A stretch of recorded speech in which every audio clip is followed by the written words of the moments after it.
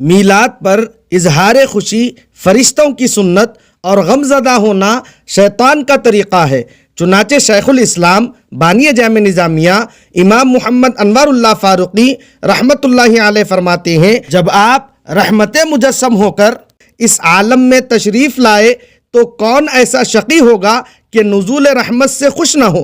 روایت ہے کہ تمام عالم میں اس روز ہر طرف خوشی تھی، مگر شیطان کو کمال درجے کا غم تھا، جس سے زار زار روتا تھا۔